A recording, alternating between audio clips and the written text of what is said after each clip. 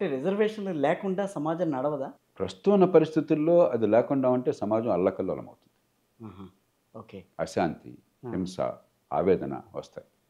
కాబట్టి ముందు విద్యని బాగు చేయండి. రైట్. బేసిక్ నీడ్స్ అవకాశాలనివ్వండి. అనేది కావాలి. అప్పుడు విద్య, రిజర్వేషన్ ఉన్నా వైద్యం. లేకపోయినా తేడా ఉండదు. ఇప్పుడు మీకు విద్యార్థి ప్రతిభ రాణించినప్పుడు, విద్యార్థిని ప్రతిభ రాణించినప్పుడు, హ్మ్. ఎవరితోనైనా పోటీపడే శక్తి ఒక సామాన్య కుటుంబం నుంచి వచ్చినటువంటి ఒక ఆడపిల్ల, ఒక సంపన్నుల కుటుంబంలో ఉన్నటువంటి అబ్బాయి ఒక మంచి ఖరీదైన కారులో వస్తున్నా కూడా వాడితో సమానంగా పోటీ పడగలనప్పుడు, ఇంకా బోర్డు రిజర్వేషన్ మీరిచ్చేదేంటి మాకు? కాదండి. లిటరసీ రేట్ మనం సంవత్సరానికి పెంచుకుంటూ వెళ్తున్నాం గదా! అది చాల్లేదా విద్య ఇంతకు ముందే చెప్పాను. లిటరసీ అంటే అర్థం ఏంటి? లిటరసీ అంటే అర్థం ఏంటి? చదువుకునే వాళ్ళు ఎక్కువయ్యారు. రాతపూర్వకంగా గాని, మాటలు గాని మీరు చెప్పేది నాకు అర్థం కావాలి. అవును.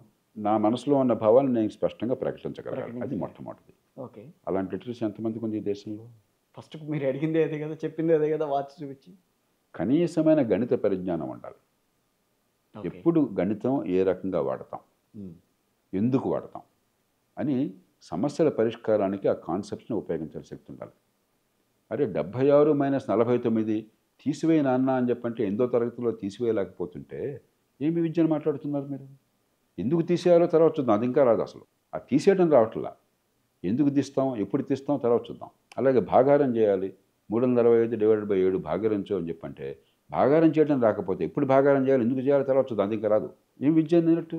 ఏమి లిటరసీ వచ్చింది? తార్కిక శక్తి లేకపోతే ఏ విషయమైనా సరే కొన్ని విషయాలు చూసి, విశ్లేషించి, ఒక నిర్ధారణకు రాలేకపోతే ఏం విద్య ఉన్నట్టు?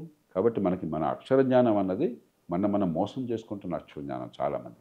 హ్మ్. నిజమైన అక్షర జ్ఞానం ఈ 3 గనక అక్షర జ్ఞానంగా భావించినట్టయితే ఈ దేశంలో 125 మంది కంటే ఎక్కువ లేదు. ఈ మాట చాలా బాధతో చెప్తున్నాను.